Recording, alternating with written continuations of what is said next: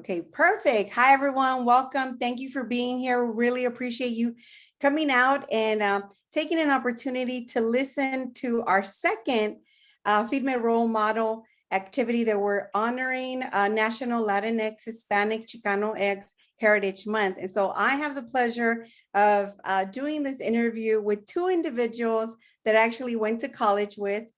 We all graduated from UC Santa Barbara, so I'm super excited to see where folks are at and kind of to give an opportunity for UC Merced folks to understand their journey in regards to culture, in regards to higher education, because oftentimes we think, well, what am I going to do after college? And so this is hopefully to give people an opportunity to realize that you can still have a career, but also bring with you your culture and your heritage. Because that's something that we really want people to understand, that you can actually have both. And so I'm excited that we have two wonderful individuals who give back to their community. I do apologize, those are my dogs. You know how it is with Zoom. So what I'm going to do is I'm going to read both of their bios. Then we have a couple of questions that just to start us off with. And then at the end, if we actually have time, we will go ahead and take some questions from folks that are here with us. And so again, thank you everyone for being here, for listening. So the first person that I'm going to introduce is Shantel Garcia. Actually, Dr. Garcia was born and raised in Los Angeles. She's the second daughter of Central American immigrants from Belize. Dr. Garcia is a recent graduate of the University of Southern California, where she received her doctorate in social work. She has a master's degree in public administration from the California State University, Dominguez Hills, and a bachelor's degree in psychology from the University, California, Santa Barbara. She has spent most of her career promoting advocacy and self-determination for individuals with developmental disabilities. Her doctorate studies focused on how to reduce social isolation for underrepresented individuals with developmental disabilities. Dr. Garcia is currently the Fair Hearings and Governmental Affairs Manager at South Central Los Angeles Regional Center. She's also a certified person-centered thinking trainer. In this role, she trains staff, vendors, and community members on the principles of person-centered thinking. Dr. Garcia has been integral in implementing this philosophy into the processes and functions of the agency. She has also served as adjunct faculty in the business division at El Camino Community College. Dr. Garcia values her connection to her community and her culture. She's been active as an alumnus at the various educational institutions she has attended. Additionally, has volunteered in her ethnic community, spearheading events such as a back to school backpack giveaway, elderly recognition program, and as a member for her high school students in Belize. She's currently a member of the Pi Alpha Honor Society, the Associate Black Social Workers Los Angeles, and the Garifuna Indigenous Film Festival. So everyone, please welcome Dr. Shantel Garcia. So thank you for being with us. I'm going to go ahead and read Jacob's intro, and then, like I said, we'll go ahead and start with some questions. So Diego Jacob Sandoval was born in Salinas, California, and comes from immigrant parents from Mexico. His father came to this country undocumented, and his mother was brought over by her father, a bracero. They started their family at Casterville, eventually settling in Salinas with their 4 children. Jacob was the oldest of his 4 siblings. As the oldest, he had the responsibility to watch over his siblings and to help his parents. After high school, he attended UC Santa Barbara. He started as a business economics major with an emphasis in accounting. After halfway through his second upper division course, he decided it was not for him and ended up graduating with a BA in Chicano studies in 2005. Initially, his goal was to become a teacher. He applied to the program Teach for America and was accepted. Since he was located since he was to be located outside of California, he decided not to move forward. Instead, he decided to move back home. At first, he was unsure of his next step until his brother, who was working in home loans, had offered him to work with him temporarily while he figured things out. When working on home loans, Jacob noticed a lack of real education for information given to consumers about the buying process, especially to Latinx community. He also noticed the high fees consumers were being charged. He thought that was both unfair. Instead of going back to teaching, him and his brother decided to become business partners in the mortgage industry. After a few years, he decided to go back. He decided to go on his own and obtain his real estate broker license in July 2006. Jacob started his own company, Capital Mortgage, in March of 2011, which he still owns and operates to this day. His job has allowed him the opportunity to do things that he really enjoys, which are helping and educating people and working with numbers. He takes pride in what he does, and he is always looking to improve his service and client satisfaction. Jacob received awards in 2017, 2019, and 2020 for being on the top 1% of loan officers in the state of California and US by the United Wholesale Mortgage. Jacob currently lives and works in Salinas, California. This has been the place he grew up, and this is a place where he grew up most of his life. Outside of his job, he enjoys serving his community. He currently serves on the school board for the Santa Rita Union School District. It is the same district he attended school from second grade to 8th grade. Jacob is a firm believer that if you take care of your community will take care of you, which is why he believes that it's important to give back to your community and be involved by either volunteering or running for an elected office to make a change for the better.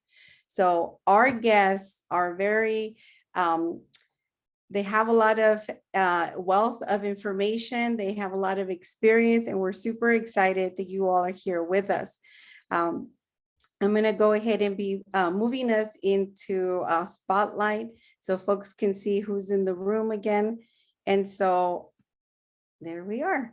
So I'm going to go ahead and ask a question. I know that I shared a lot of information about your story, about where you are, but it's also important to kind of get a little bit more information about where you've really been, right? So the question that we have is, what were your experiences growing up?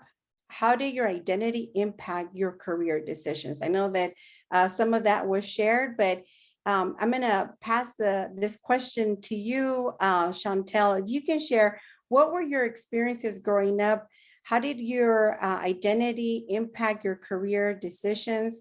And then we'll go ahead and pass it over to Jacob in order for him to give us a little bit more information, because I think it's important for college students to understand, you know, our upbringing, right? How does that influence who we are today as adults? So anything that you can share that maybe we didn't hear about.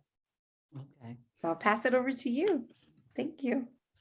Okay, thank you, Yesenia. So to know me, you have to know my ethnic background, right? So like it was mentioned, my parents are Central American immigrants from Belize. My grandmother's from Honduras, but most importantly, I'm a Garifuna woman. And so what is Garifuna? We are Afro-Indigenous people that originated from the island of St. Vincent.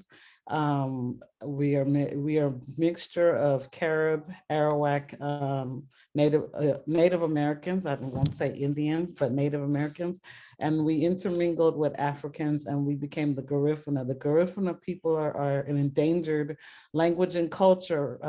We were found endangered by the UNESCO. And so a lot of what we do now is trying to preserve our language and culture. I'm one of those that grew up here. I was born and raised in South LA. My parents did not teach me how to speak Garifuna. And so, but I've always been a part of the community, and I've always known who I am.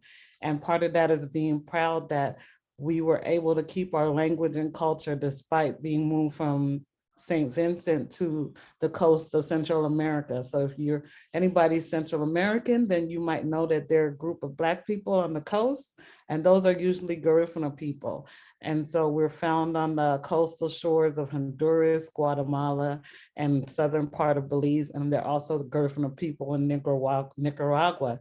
The people in Nicaragua do not speak Garifuna anymore. They've lost the language. And so even though my parents never talked to me in Garifuna, it was their secret language that they used to talk to each other. Um, I was always a part of my culture. My mom was very active in the preservation of our culture, which almost seems ironic that she didn't speak to us in Garifuna. But those are some of the things as immigrants, you want your kids to have the, the best chance. And when they don't know better, she thought that learning English was the most important for us and that Garifuna wouldn't have been helpful. And so even with that, she still was very active in our community. And so as a child, I was always a part of dance groups and learning, different aspects of the culture. So that's part of my experience. English is not my parents' first language. And so being a child of immigrants, it was having to, in the 80s, I'm aging myself, but having to help them navigate America, and these are people that came from no electricity. They didn't have TV growing up. They didn't have electricity even in my lifetime. I went to Belize as a child and there was no running water, no electricity, nothing like that. And so I know their journey. And so anyway, that's their journey. But just to show how, as children of immigrants, we have to catch up because our parents have no frame of reference for a lot of the things that we go through. So anyway, let me keep on moving. I grew up in South LA. For elementary school, I was bused to the West Side because my mom was a secretary at UCLA and she wanted us close by. And so a lot of my experience was being the only Black person in my class in elementary school. And then I went to school in my own area for middle school. And so how my identity impacts my career, I think it's because I've always been a part of my community. It was important for me, like Jacob, to come back to my community. So I did end up leaving the Santa Barbara area after a couple of years, and I came back to South Los Angeles, where I now work with South Central LA Regional Center. And we serve individuals with disabilities and help advocate for them.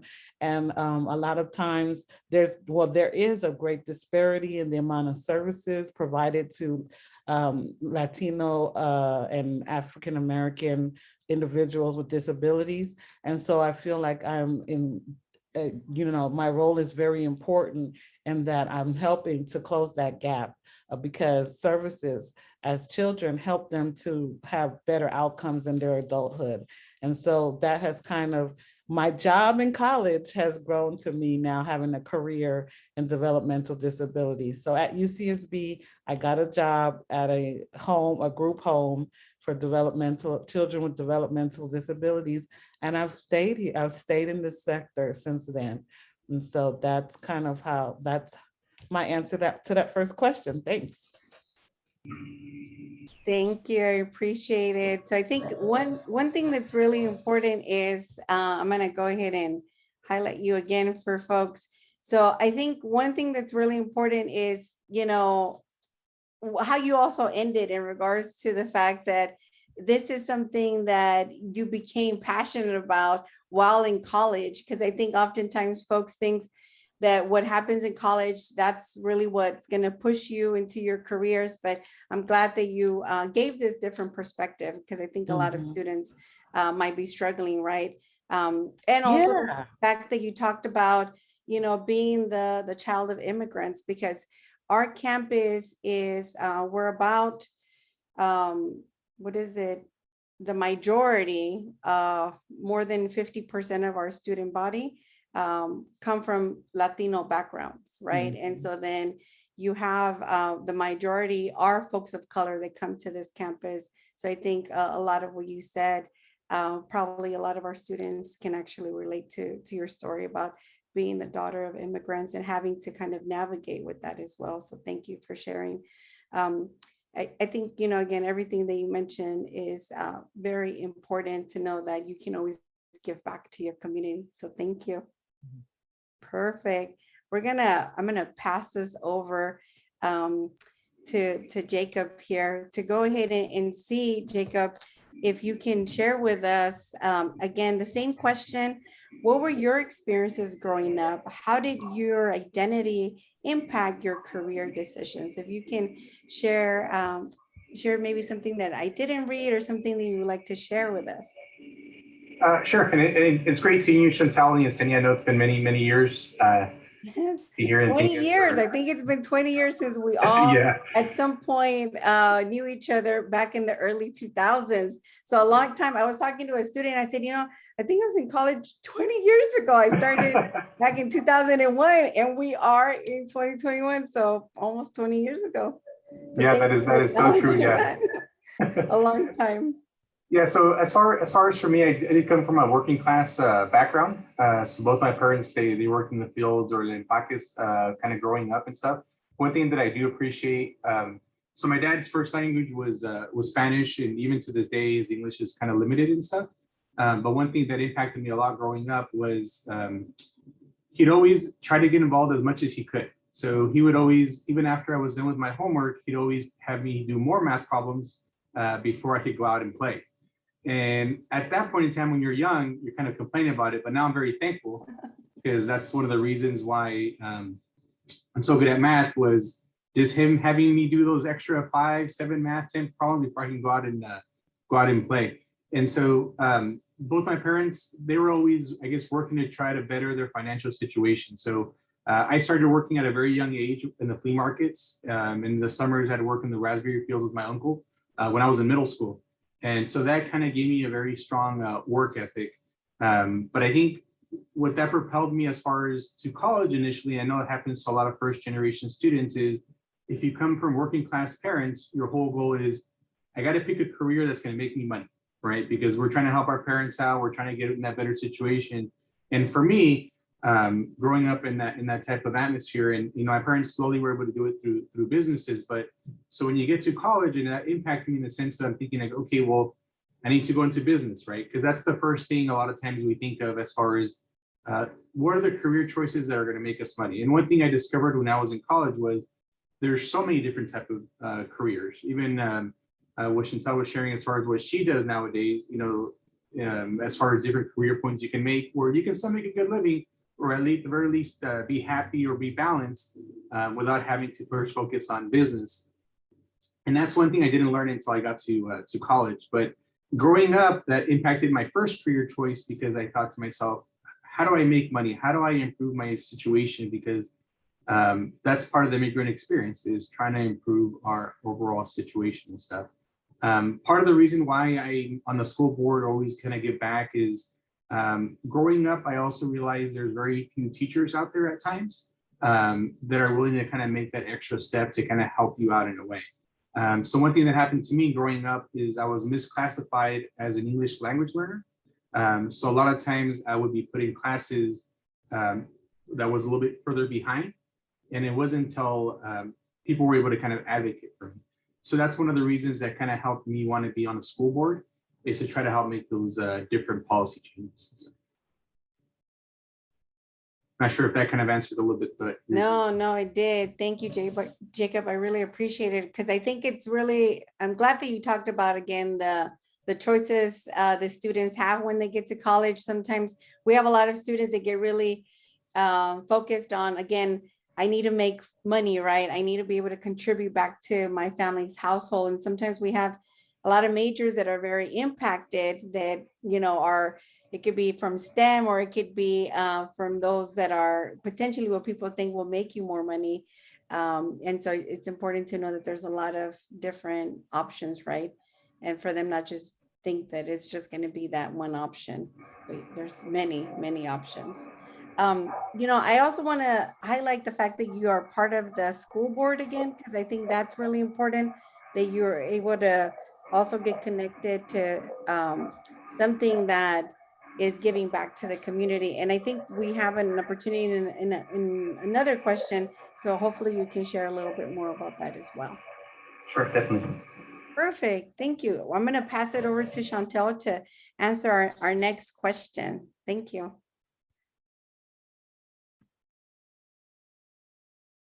I'm trying to look for you, Chantel, to see where are you so I can highlight you. Perfect. Okay. So my question to you is, well, this is one that's going to be to talk a little bit more about your career. So how has your culture identity shaped your career? Or if you can give us some experience of how you've used your cultural background, how it's benefited you in the work that you do, because I think that's something that's important. Because, for example, I do some trainings and I do them in Spanish, right? So folks can learn the language and understand some of the nuances in regards to terminology and so forth. And I never thought that in my career I would be using my language to empower folks. And so can you share with some of the students here that are going to be watching this video, how does your cultural identity influence your career, or incidents in your career where you're like, you had an advantage because of your cultural background? Okay, let me think about that. Well, I can just say that I think because I'm like my husband would like to say Black Tino, I can kind of fit in, because I'm Mary Garcia, but my maiden name is Martinez. So sometimes people are like, oh, okay, her husband is something else. I'm like, no, actually, I was Martinez before I was Garcia. So it's all the same. And so so a lot of times I think I'm able to I can empathize. So in my role now as I kind of do complaints and hearings and try to mediate things with the family. And oftentimes a lot of the families feel like I don't understand. Like you don't understand what it's like to navigate this, and or to have an accent, or to have have parents that don't speak English. And a lot of times I'm able to tell them like, hey, my parents have an accent. My parents' first language is not English. That's not, and they won't even be accommodated in their first language, to be honest, because it is an endangered language. And so I understand that, those nuances, and I understand what it is to feel uncomfortable about your accent, because it's smart. And how much I admire my mother.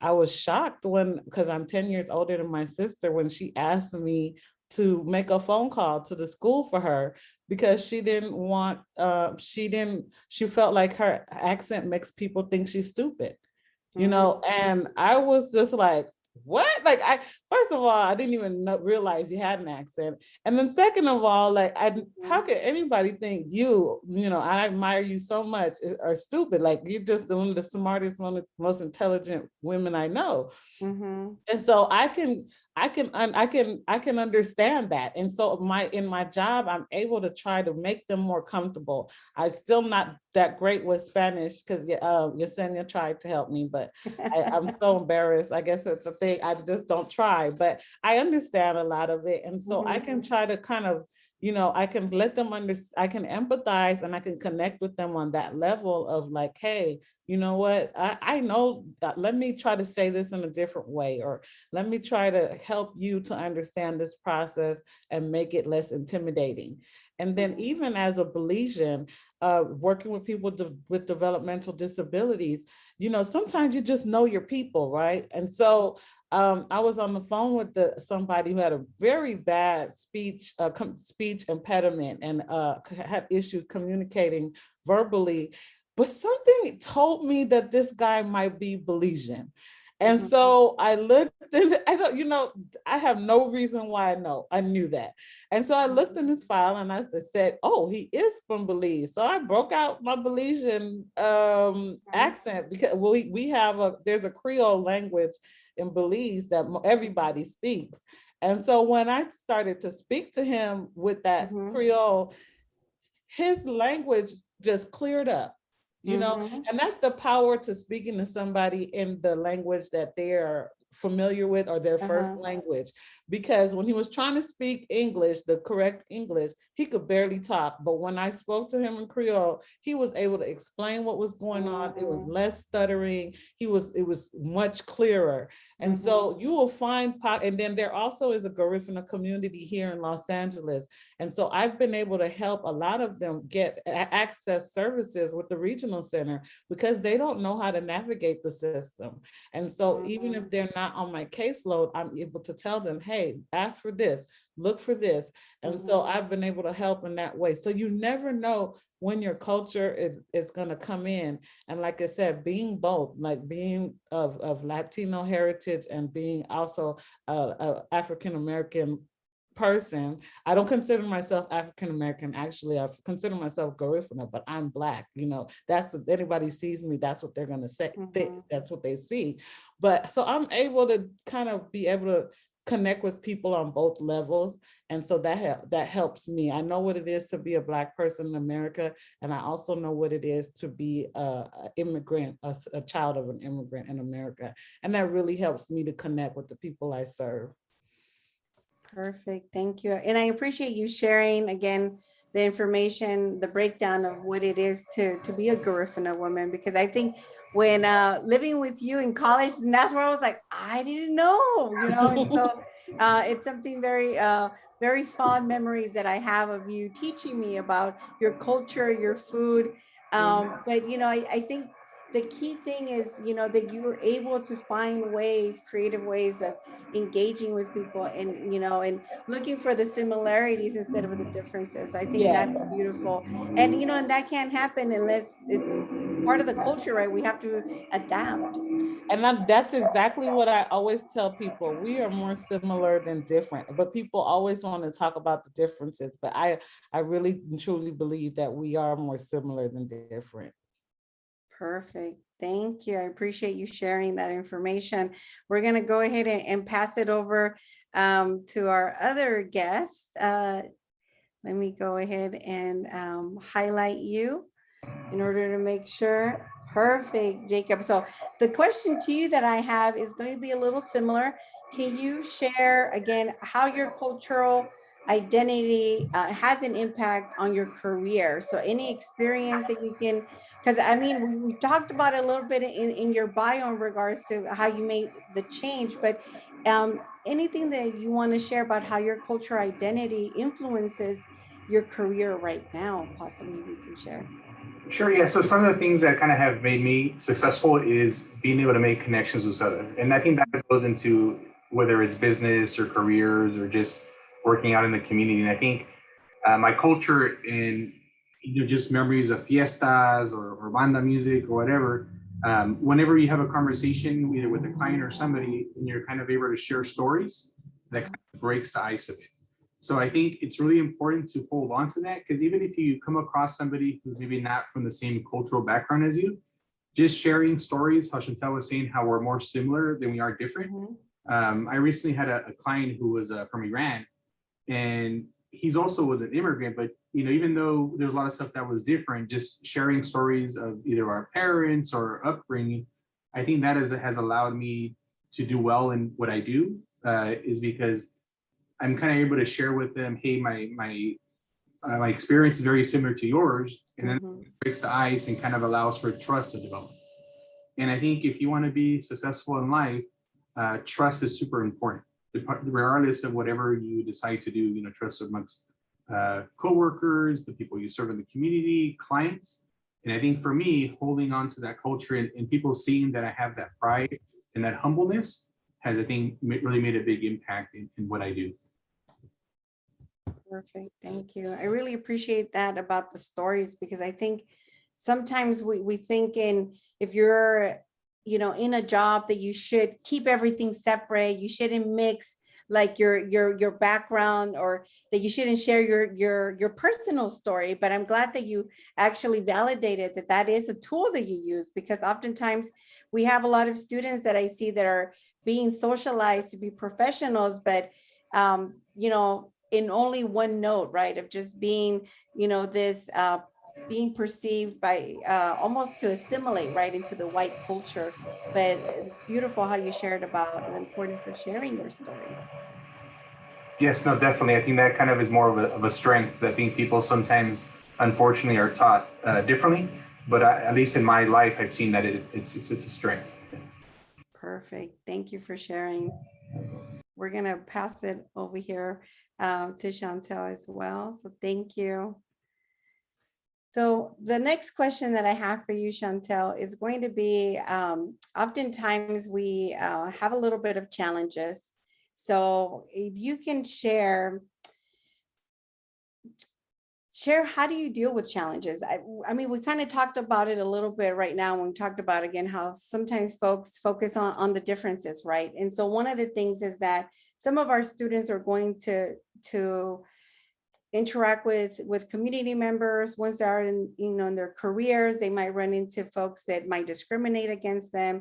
They might experience microaggressions or those types of challenges really associated to their identity. So can you share how you deal with challenges or discrimination, microaggressions, and how do you overcome those? Like, how are you able to still keep moving forward, even though you've had that type of experience? If you can share that, it would be great.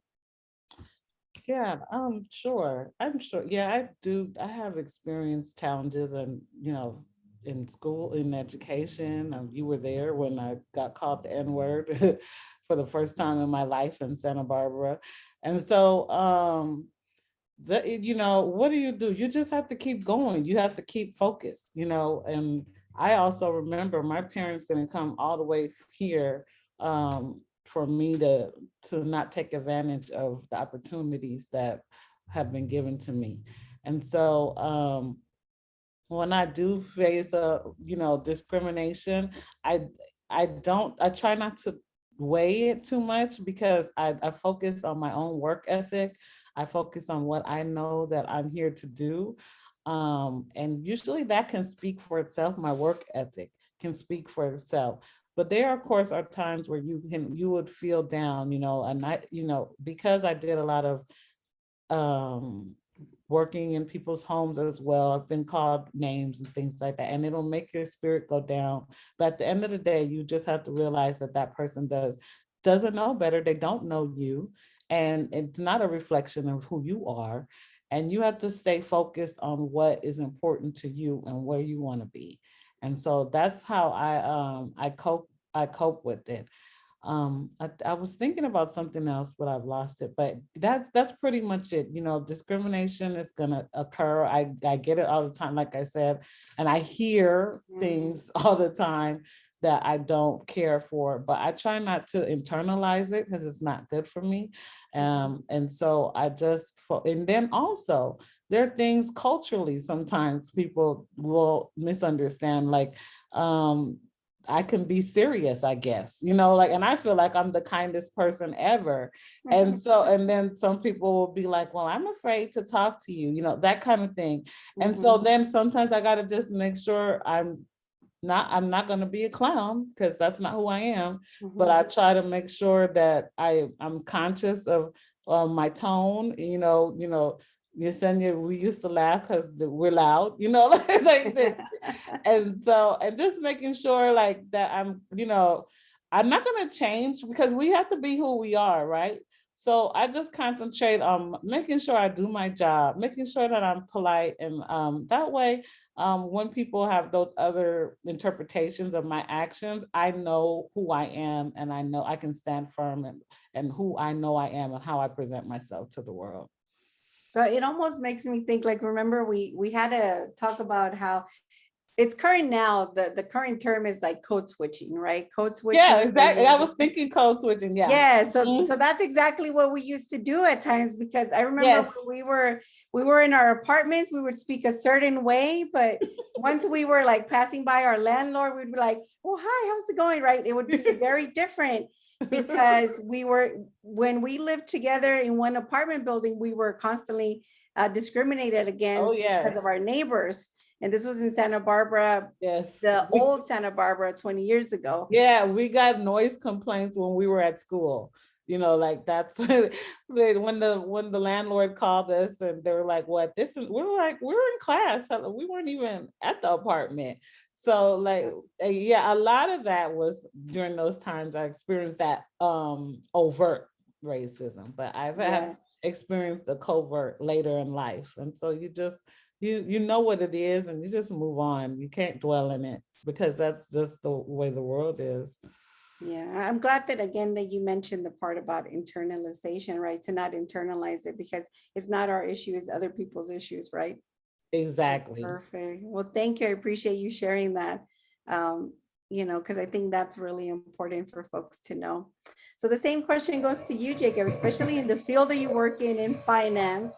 Or in any of the roles that you currently work in or have worked.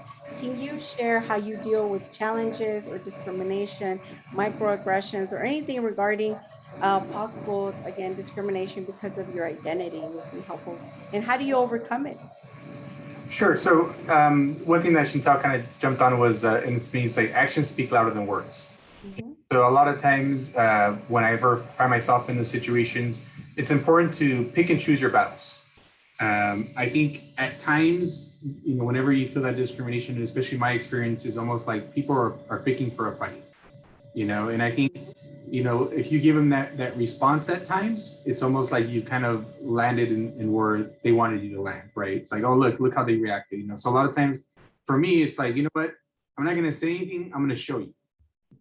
So like when I first came into the industry and I would go to different workshops and stuff, oftentimes I was one of the few Chicano Latino loan officers or brokers in the office, and I would go to trainings in San Jose. Mm-hmm. Times they would be like, what company do you work for? And I'd be like, oh, I work for my own company. I'm the owner, and they would look at me like, what? And so there's certain judgments that at times were made. So what I decided to do is like, you know what, I'm going to show them how much better I am than they are by my work ethic, And so now whenever I go to trainings, one thing I've done is build up like my online reviews. So now when I go to those places and they try to say, oh, where are you from? I said, oh, I'm the highest rating mortgage broker in Monterey County. Wow. I'm like, that's the action parts of it, right? Mm-hmm. Like, and so as far as not internalizing it is like, don't internalize it. I think what I always remind myself and I always encourage everybody out to remind themselves is you are just as intelligent as they are. They might be more knowledgeable, right? Which is different, because knowledge you'll get on once you start reading and really focusing on your career path. But if you remind yourselves, they're not smarter than me, they just might have more knowledge than me, but we're just as smart as each other. That kind of helps you kind of get past that barrier of an obstacle or that just discrimination where they're trying to put you down in a way, right? And what you just have to do, and what I helped me along is, you know what, I'm just going to work harder than they do. And it's going to come to the point where I'm going to be more knowledgeable than they are, and because they're not strong work ethics. I think for me, it's just keep that in mind. Don't internalize it. That just means that you got to work harder and show it in your actions, what you can do. Yeah, no, I think that's helpful. And kudos to you for your response now that is, I'm the number one person here, because oftentimes even that's role modeling to them something different, right? Because they might have a different perceived, I think Shantel mentioned about that generational knowledge, right? And so I think that's really important. And I'm super excited on that response that you give them now, because I think, we have to teach folks, that we come in different shades, we look different, we might talk different, because some people just have that one image, that one story of what Latinos, Chicanos, Hispanos look like, right? Yeah, no, definitely. No, thank you. I really appreciate that. And so thanks for sharing. I'm going to go ahead and pass on to the next question that we have. Thank you. Okay, so Shantel, the next question. Now, this is really to try to give some knowledge to our students about support systems.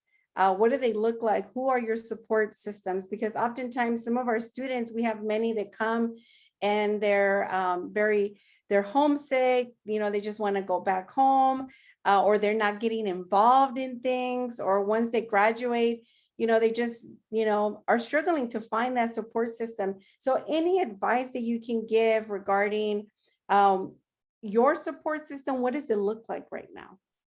Now or in college? Back then in Back college then, and oh, now, until now. anything that you would like to share about support systems, because I Okay. think that's something that, that's part of our culture to some Yes. extent, is that we don't do everything by ourselves. But Nope. again, we look at mainstream, what they tell us is that you have to kind of do things on your own.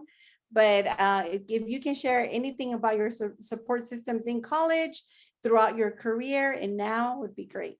Okay, yeah, sure.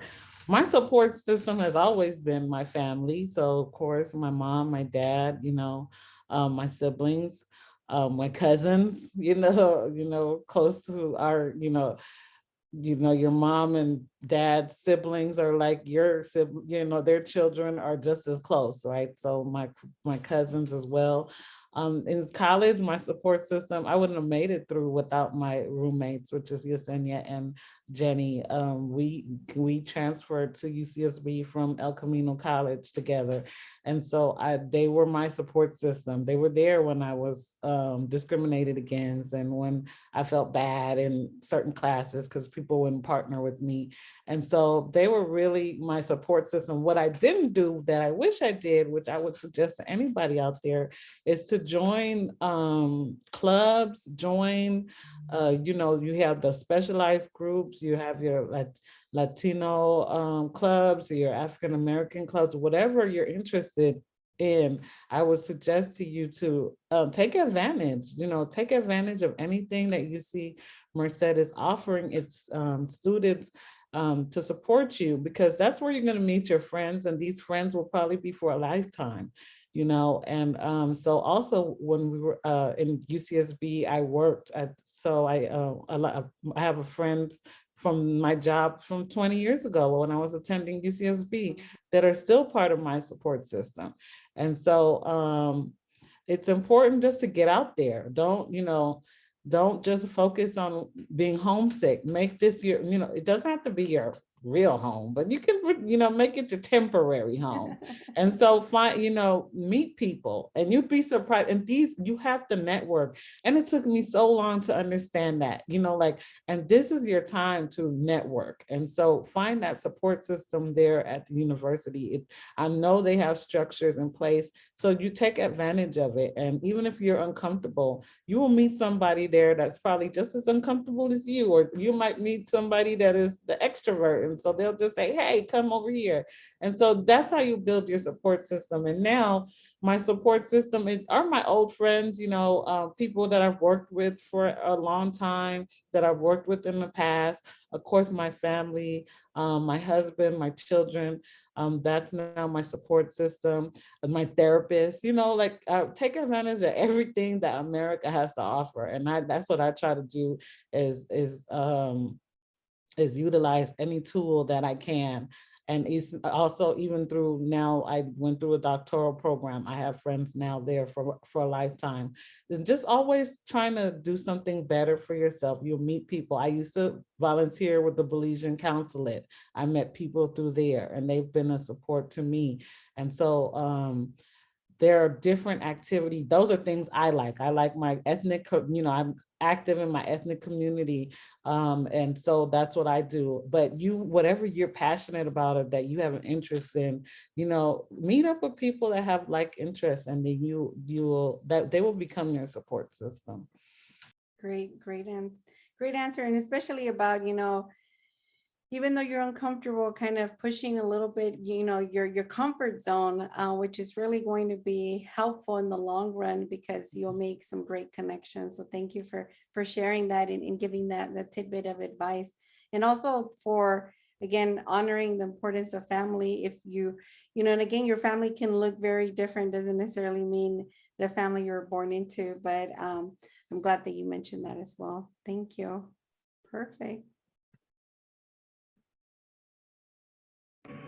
Jacob, same question here. So if you can share, and I would say your support system, if you can give us examples or share about your support system while in college and as well as throughout your career, anything that you would like to share about social support systems. Sure. So I think for me, when I was in college, I was part of two organizations on campus. One of them was Hermanos Unidos, and the other one was Mecha. And so I think being surrounded by people who are like-minded helps make the challenges that much easier, because you surround yourself with people who have goals and maybe facing similar challenges. Mhm. I think that helped me quite a bit. Was, I think for me, I like to be involved in the community in that type of language, and Mecha was there for me as far as being part of it. After that, I think a lot of it is my family. I mean, now it's my wife, now it's my friends, and I think family is awesome. And then you have your friends who become, as Yesenia was saying, your extended family. And I think it's important, as for me, that I've surrounded myself with people who are positive and supportive. I mean, there's a lot of friends that I grew up in high school with, or even college, that I don't talk to anymore. And part of it is, I think that sometimes we get into the habit of hanging out with somebody or being part of somebody's life, and it can be kind of toxic. And I think for me, throughout life, you have to be able to make those choices so you have a stronger support network, is to be able to release those people sometimes, as tough as it may be. And one thing I've done that's helped me kind of overcome more obstacles is make sure that I surround myself with people who are going to be supportive and positive, especially in those really hard times. And a lot of my friends have been able to do that because we've kind of supported each other in that way. So I think that's one thing that's helped me out quite a bit. Great advice. I think it's really important. I'm glad you mentioned about it's okay that support systems change, right? And it's okay Exactly. to know when it's time to let go of someone that could potentially be harming your system of support, right? So I'm glad that you acknowledge that, because oftentimes I think some folks think, well, they're just, they've been, around me and I just got to keep them. But, at this point, especially as you grow and you get older, you have choices, right? You have choices of who you're going to socialize and be around with. Yeah. Definitely, it's important that it'll help you be a better person over time, in a healthier, runabout way to make those choices early on. Perfect. Thank you. So I know that we are running into about our 10-minute mark. And I am going to focus on our question that focuses on advice that you would give. So I'm going to go ahead and actually, I like to spotlight, I think, folks within this one. So what advice would you give to undergrad students? Something that maybe we didn't talk about, something that you want to share with students that thinking back now, almost 20 years, like what would be some advice that you would like to share that maybe you haven't shared yet? And so I'll pass it over to Shantel and then you, Jacob. Okay. I'm trying to think. I'm sure there's a lot of advice. I already said about being active. So of course, getting active in your college, your university community. I would, take advantage of any help that there is out there. Sometimes we think that you're struggling, you're alone, but a lot of times whatever you're struggling is not unique to you. There are others that have gone through that and that can help you navigate that, take care of your mental health. Also know that, your undergraduate degree is just a stepping stone, and so whatever you intend, you might change course, and that's okay. Like, be okay with that. This is your time to really look for what you're interested in, find, to take all those courses just to see what piques your interest. For Jacob and I, we both started UCSB with one degree in mind and left with a different degree. So you just never know what's going to happen, and be open to that, and network. If you're, try to, they told me this when I started, and I was just like, I don't know how to do that. And so, but it's so important. Like I can't even, it's so important to just go out there and meet people if you can, and we have so many tools at our disposal now. You have all the social media and things like that you can use. and just stay the course and know that you're not alone, and that we've all, you have all your ancestors and your people that have paved the way for you to be strong and to do well in whatever you're doing. And I really believe that. And anything that you choose to do, as long as it's positive, you're gonna be fine. You're going to UC Merced, hey, that's no little Palinky degree. That's a great university, and you're gonna do great things. So just network and be kind to yourself. Perfect. Thank you, Shantel. I appreciate that. And thank you again for that reminder about the mental health. Really, really important. Thank you. Jacob, so any advice that you would give yourself or give to our students? Yeah, I think to kind of piggyback on what she was saying, it was life never goes the way you plan it. And so sometimes be open, and I was going to say, be kind to yourself, is if you fall and fail, that it's okay to take a different path. I think one thing I always worked for me was I was always trying to look up stories of people who were older, like 50, 60, 70 years old, through their story. And then you would find that the successful person you see in front of you wasn't always a straight path, and that kind of helps you to, whenever you feel like things are not going the way you plan, it's like, hey, that's okay, this door closed, but something else is gonna open up. And this wasn't meant for me. Sometimes when I was thinking something was gonna be good and it didn't go, and I'm like, you know what, that wasn't meant for me. And then it turns out there was a reason for that not kind of happening. So I would say just be open to the possibilities. And one thing that I think that has helped me is be genuine and sincere. It's simple, but it goes a long way within your profession, regardless of whatever career you are. I think one of the reasons that I've done well for myself is a lot of people can see that when you're sincere and you're genuine, or when you're trying to be something you're not, or you're trying to sell somebody on something. And I'm not just talking about business, I'm talking about, it can be in careers too, in social work, is that when you try to present something that you're not, oftentimes people will see it. If you're sincere and genuine, that develops respect and trust, and that'll help open up the doors in many different ways. One of the things that I noticed, it's interesting now that I've been reading a lot of business classes that they try to teach now, is do things for others without expecting something in return. And when I heard that in a business class, I'm like, because that's very different than the models they were teaching before, but it's something that I've always done. And you'd be surprised how long that helps you in a career. So when you're in school or wherever, do something without expecting anything in return, and you'll see how much rewards or things that'll benefit from, not in the short term, but in the long term. Because I think when you're that type of person, people will see the potential in you, and when you need it the most, that's when sometimes those opportunities kind of present themselves. So I think in school, I would also recommend is joining clubs, even if it's the hiking club or whatever it is.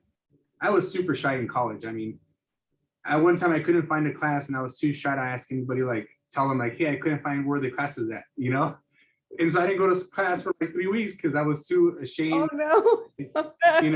or embarrassed, right? Yeah. And it's sometimes that little thing that you need to have just a little bit of confidence in yourself. But I think when you join support groups, whether it's Mecha or a hiking club, that slowly build that confidence and help, I guess, shape and create yourself a little bit better and stuff. So I think that's the advice I would give you.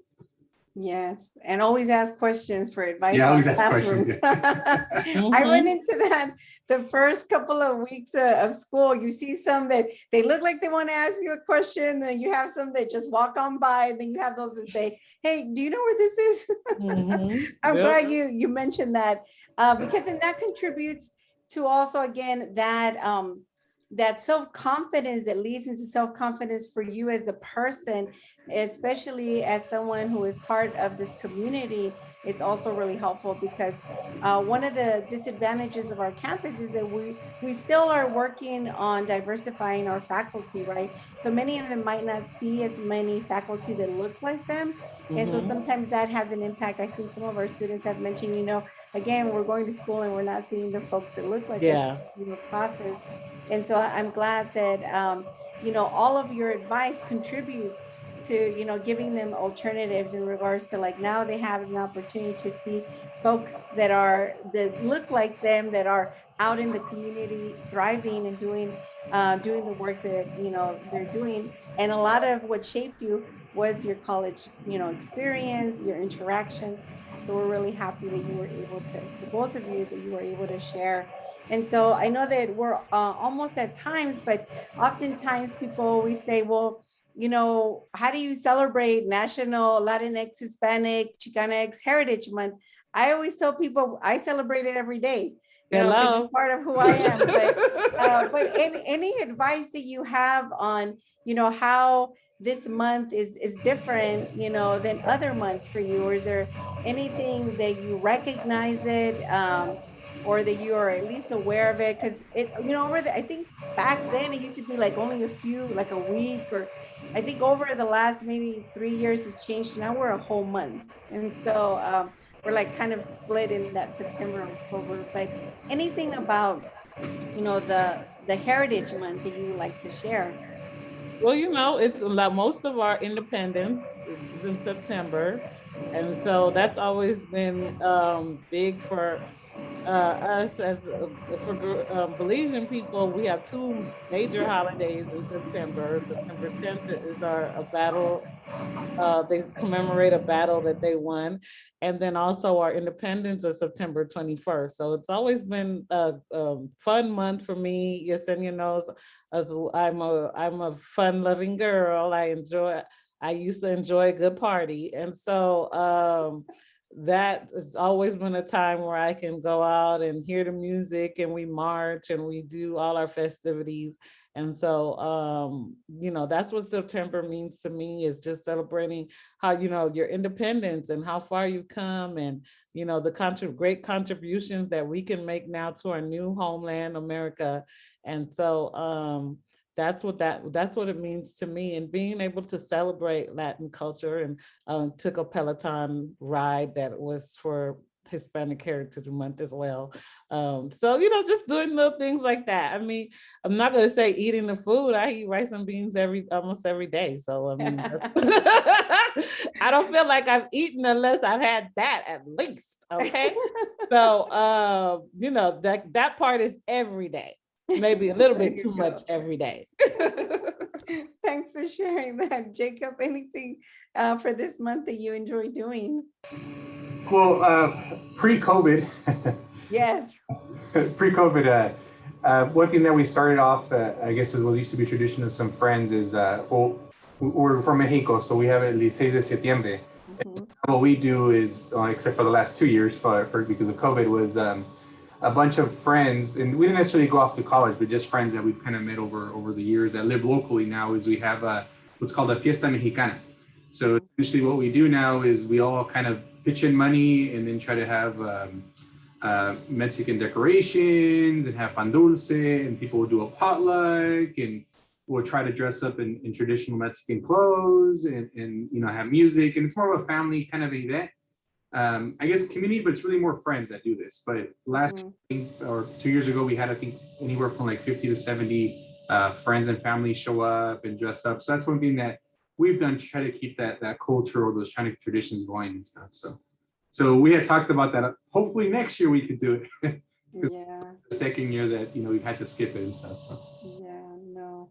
And I think I before we end, I do want to acknowledge the traditions and the fact that you mentioned the traditional apparel or traditional clothing. And I know that Shantel also used to dance traditional Garifuna, because I think a lot of that is that we think, that oftentimes, mainstream tells us that our traditional, clothing or dances, aren't the best thing to showcase. But this is the time where we can showcase it with more pride, because really it's an expectation, right? That people can flaunt it. And so I appreciate you making that acknowledgement about the attires, right? The traditional clothing that folks used to wear in the homeland countries. And so we have unfortunately already run out of our time. Is 101, but I know that I genuinely appreciate both of you. I you were part of my social network while I was in college and even afterwards. And I value and I appreciate you because you're now planting the seed for the next generation. So hopefully maybe in 20 years, we might invite you again. And, some of these students that we have here are going to be, now you're going to be able to maybe listen to them. I remember going to a talk and hearing Shantel, hearing Jacob's story that influenced me, to move into something or to try something different. So know that you are making a difference. This has made an impact on me and the folks that are listening to this. And I really am grateful and appreciative of what you do for the community. And so thank you. Thanks You're for welcome. having us. Yeah, thank you for having Have a us. wonderful rest of your day and please be safe out there. Thank you. Okay. Bye. Bye.